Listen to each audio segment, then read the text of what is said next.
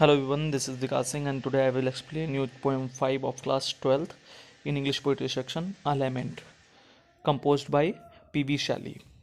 This is the pathetic poem of P.B. Shelley.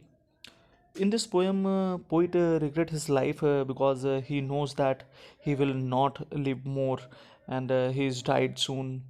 Now he was incapable of enjoying the pleasure offered by the life and nature. So he shows his pain in this poem. Look at this poem carefully and understand whole poem.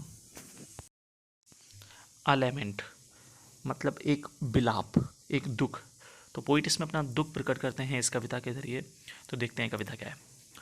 O world, O life, O time, on whose last step I climb. वह इस संसार, इस जीवन और इस समय से कहते हैं.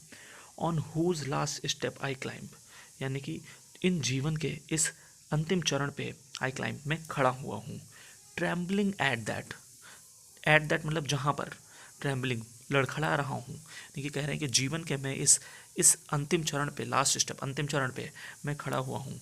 And where I had stood before, और कह रहे हैं जहाँ पे मैं, आई हैड स्टूड बिफोर, पहले जब ये युवावस्था में थे तब आप पहले यहाँ पे इसी अवस्था पे बहुत ही अच्छे से इन सारी समस्याओं का, इन सारे मुसीबतों का वो सामना कर रहे थे.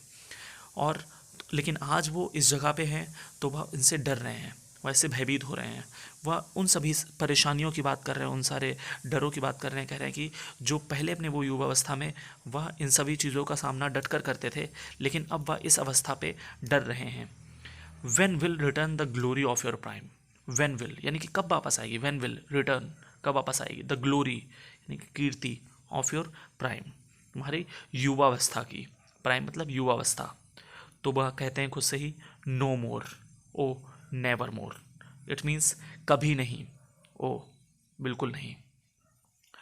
सो इसमें कवि यही कहते हैं कि वह जिस अवस्था पे थे वह अवस्था अब उनकी कभी नहीं आएगी. वह उनकी जो युवावस्था के दिन थे वह कभी वापस नहीं आएंगे. और अब वह जिस अवस्था पे हैं वह वहाँ पे डर रहे हैं और बिलाप करते हैं. So look at the next paragraph. Out of day and night a joy has taken flight. वह कह रहे हैं कि आउट ऑफ डे यानी कि डे और नाइट, दिन और रात में से, a joy has taken flight, एक आनंद, एक खुशी ने टेकन फ्लाइट, वह उड़ गई है उनके, यानी कि दिन और रात में से जो उनका आनंद था, उनके जीवन का जो आनंद था, अच्छे पल थे, वह उनके जीवन से चले गए हैं, अब वह ख़त्म हो गए हैं.